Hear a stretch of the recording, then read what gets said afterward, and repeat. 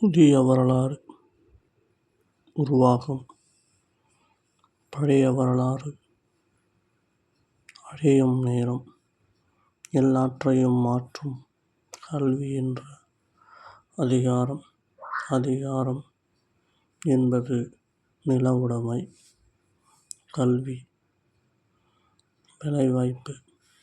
இத்தனை அதிகாரங்களையும் பெறும்போதெல்லாம் நாம் இங்கு பலம் பொருந்தியவர்களாகவும் நாம் அதிகாரம் பொருந்தியவர்களாகவும் நாம் பாதுகாப்பாகவும் நமக்கு இது அனைத்தும் நமக்கு பாதுகாப்பாகவும் விளங்குகின்றது.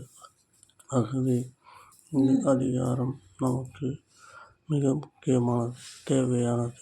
இந்த அதிகாரத்தை நோக்கி நம் பயணம் தொடர்ந்து கொண்டே இருக்கும். வாழ்த்துக்கள்.